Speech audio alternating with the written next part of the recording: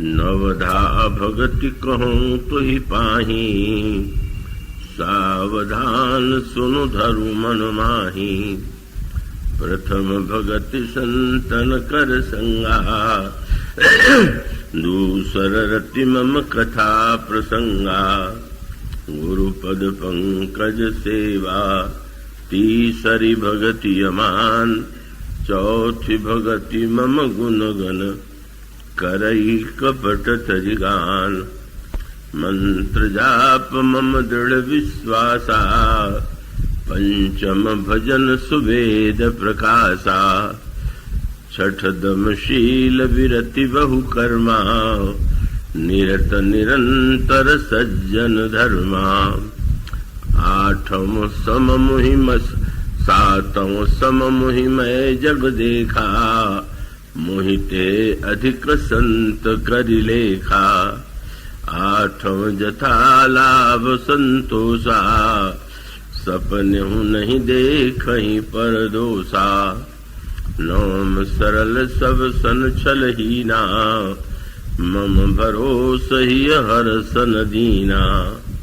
नवम हूँ जिनके एक होई, नारी पुरुष सचराचर कोई। सोई अतिशय प्रिय भामिनी मोरे, सकल प्रकार भगति दृढ़ तोरे।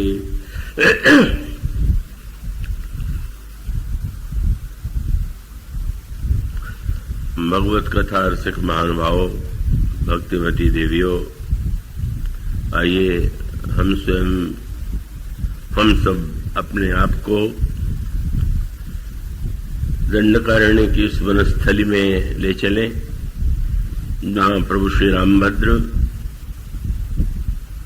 भक्तिमती शबरी के समक्ष नवधा भक्ति का उपदेश देते हैं। मैं आशा करता हूं कि आप लोग सदैव एकाग्र चित्त से निद्रा मुक्त रह करके इस कथा प्रसंग को सुनेंगे। भगवान श्री राम ने शबरी जी के समक्ष यह बताया, मेरी पहली भक्ति संतों का संग है और कथा प्रसंग में रति होना, यह मेरी दूसरी भक्ति है। कथा संतों के माध्यम से जब हम राम कथा श्रवण करते हैं, संत का तात्पर्य किसी जाति से नहीं, किसी देश या वेश से नहीं, संतत्व तो हृदय की वस्तु है। और इसलिए श्री रामचरितमानस में यह कहा गया कि ऐसा कोई देश नहीं है, ऐसा कोई काल नहीं है और ऐसा कोई व्यक्ति नहीं है कि जिसके लिए संत सुलभ न हो। बड़ी अनोखी बात कही गई। वह पंक्ति आपने मानस में पढ़ी होगी, जिसमें यह कहा गया कि सब ही सुलभ। कोई व्यक्ति यदि कहता हो कि मुझे संत नहीं मिलते, तो सही नहीं कहता। कोई व्यक्ति अगर यह कहता हो कि इस देश में, इस प्रांत में संत होते हैं, विदेश में या अन्य प्रांतों में संत नहीं होते, तो भी वो सही नहीं। और कोई व्यक्ति अगर यह कहता है कि किसी सतयुग में संत हुआ करते थे, आजकल कलयुग में नहीं होते, तो इस पंक्ति में बताया गया कि ये तीनों बातें सही नहीं। प्रत्येक देश में, प्रत्येक काल में, प्रत्येक व्यक्ति को संत सुलभ है। पर प्रश्न तो यह है कि क्या हमें संत की आवश्यकता है क्या? मूल प्रश्न यही है कि संत जो है, असंत और संत सतयुग में भी थे और असंत संत कलयुग में भी। मात्रा का अंतर हो सकता है, ये तो नहीं कहा जा सकता है कि मात्रा में भेद नहीं होता।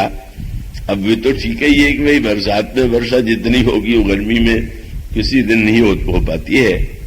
पर उसका अभाव तो नहीं होता। हमारे एक बड़े संत, बहुत अच्छे संत थे, प्रज्ञाचक्षु, दोनों नेत्र नहीं थे, पर बड़े ही विनोदी थे और ऐसा उत्तर देते थे कि सुनकर के व्यक्ति को मन में पीड़ा भी हो और हंसी भी आवे। एक दिन एक व्यक्ति पहुंच गए, प्रणाम किया। प्रणाम करने के बाद कहले, महाराज पहले जैसे संत होते थे अब क्यों नहीं मिलते? अब कितनी नासमझी और मूर्खता की बात है।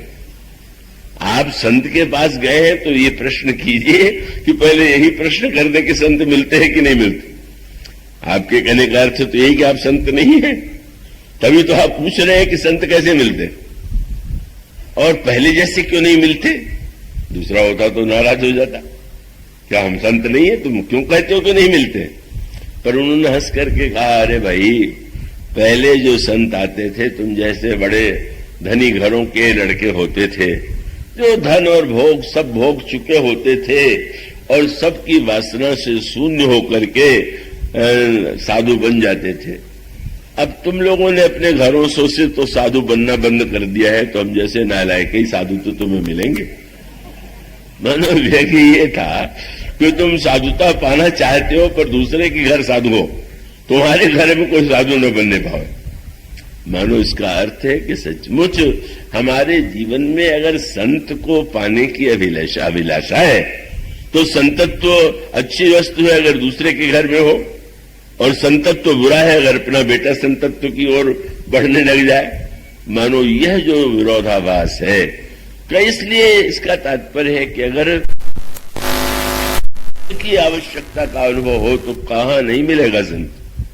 देख लीजिए ना, हनुमान जी गए, जनक नंदिनी सीता को नहीं ढूंढ पाए तो एक एक घर में जाके देखा, कहीं पर सीता जी नहीं है तो सब निराशा के बाद अचानक एक भवन दिखाई पड़ा। उसके बगल में हरि मंदिर बना हुआ था, मंदिर के आसपास तुलसी के पौधे लगे हुए थे, तो सारा वातावरण लग रहा है कोई गृहस्थ संत है। लेकिन प्रश्न आ गया, लंका निश्चर निकर निवास, यहां कहां सज्जन का निवास? ये लंका राक्षसों की नगरी, भला यहां कहां सज्जन मिलेगा? हनुमान जी को उत्तर तुरंत मिल गया, नहीं ये भ्रम न पालना कि लंका में संत नहीं मिलेगा। और आप देखेंगे जिन विभीषण को भगवान ने संत की उपाधि दिया और ये कहा, तुम सारिखे संत प्रिय मोरे, धरों देह नहीं आन निहोरे, वो विभीषण मिल गए, लंका में मिल गए। और हनुमान जी जिन सीता जी को नहीं ढूंढ पाए, लंका वाले संत की कृपा से उनको सीता जी का दर्शन हुआ। मानो हनुमान जी ने तो लौट करके हनुमान जी से प्रभु ने पूछा, तुम तो लंका में गए, तुमने तो विभीषण को उपदेश दिया, रावण को उपदेश दिया, अब रावण जैसे व्यक्ति तुम्हारे उपदेश का लाभ नहीं ले पाए, विभीषण ने लाभ लिया, पर तुम तो द्वितीय कथावाचक हो। हनुमान जी ने कहा, महाराज मैंने जितनी शिक्षा दूसरों को दी उससे अधिक शिक्षा स्वयं मुझे मिली।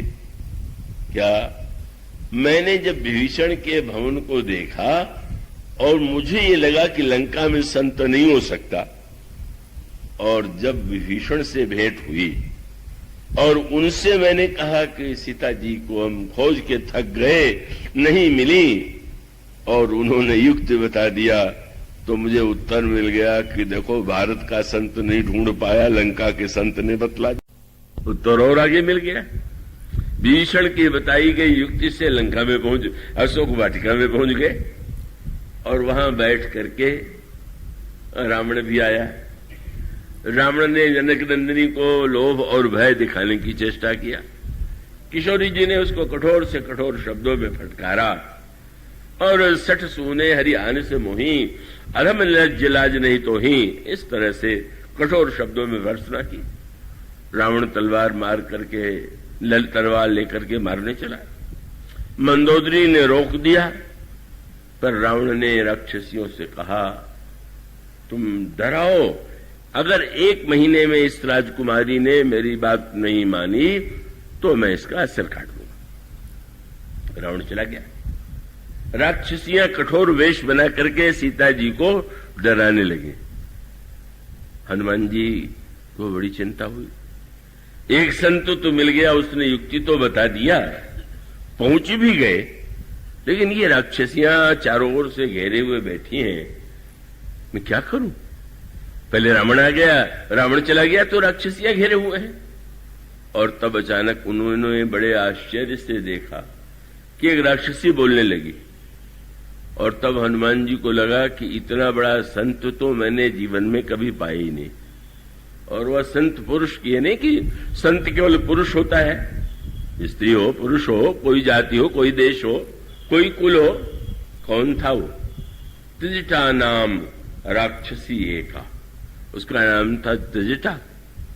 तो होगी, थोड़ा बहुत विशेषता होगी ना ना। ये जो दूसरी भक्ति में जिस शब्द का प्रयोग किया गया है वो रामायण की सबसे अधिक दुर्लभ उपाधि है, और वो दुर्लभ उपाधि है रति। भक्ति साधना की पराकाष्ठा रति है। भगवान राम कथा के प्रसंग में भी कहते हैं, दूसरा रति मम कथा प्रसंगा। कथा सुनना मेरी भक्ति नहीं है, कथा प्रसंग में रति होना मेरी भक्ति है। मैंने रति जो है उसका विशेष अर्थ है, उसकी चर्चा आगे चल करके करने की चेष्टा की जाएगी। यह रति शब्द तो रामायण में सबसे दुर्लभ और सबसे महान त्यागी विरागी जो संत हैं श्री भरत जी। जब त्रिवेणी ने कहा कि जो मांगना हो मांग लीजिए, तो उन्होंने कहा अर्थ न धर्म न काम रुचि, गति न चाहूं निर्वाण। अर्थ नहीं चाहिए, धर्म नहीं चाहिए, काम नहीं चाहिए, मोक्ष नहीं चाहिए। ये संत लोग जो है त्यागी दिखाई देते हैं पर त्यागी नहीं होते। क्यों नहीं होते हैं? क्योंकि नकली वस्तु को छोड़ करके असली वस्तु को पाना, इसमें त्याग क्या हुआ? ये तो व्यक्ति की फर्क है। अगर कोई चांदी के स्थान पर सोना लेना पसंद करे, सोने से अधिक जो है अगर कोई पारस को पाना चाहे, तो कोई सोने को छोड़ दिया तो त्यागी है क्या?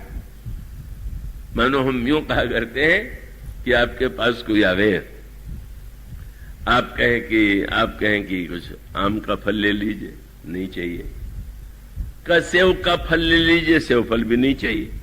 केला ले लीजिए, संतरा ले लीजिए, लगा कि उनको तो कोई फल पसंद नहीं।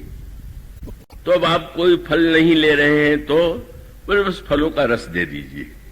तब पता चला कि कितने चतुर थे। फल होगा तो उसमें छिलका होगा और न जाने क्या क्या होगा। रस माने छिलका विलका दूर करके अब रस ही रस है। तो भरत जी बड़े चतुर निकले, फल नहीं लिया पर रस ले लिया। इसीलिए है ना, समजम नियम फूल फल ज्ञाना, हरिपद रति रस वेद बखाना।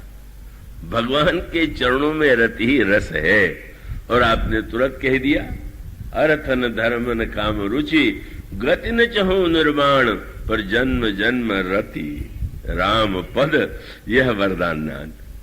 ऐसी दुर्लभ वस्तु है जिसको श्री भरत मांगते, और वह वस्तु इतनी विलक्षण है कि मां सुमित्रा ने प्रसन्न होकर के अपने पुत्र को जो आशीर्वाद दिया वह क्या था?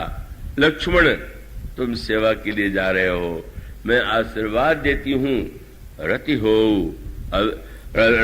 ये तुम्हारे अंतःकरण में रति हो, अविरल राम पद से तुम्हारे अंतःकरण में श्री राम के चरणों में रति हो जाए। लक्ष्मण भरत जैसे जिस रति के अधिकारी हैं, लंका में जिस राक्षसी ने आज तक श्री राम को नहीं देखा, किसी को नहीं देखा, पर गोस्वामी जी ने कहा कि ये जो रति है इसके लिए कौन सा शब्द है? त्रिष्टा नाम राक्षसी का राम चरण रति। भगवान के चरणों में इसकी रति है। संत जिसको अंत में पाना चाहते हैं, लंका किस राक्षसी ने पा लिया। राम चरण रति निपुण विवेका, बड़ी विवेकमयी। भगवान के चरणों में इसकी रति है।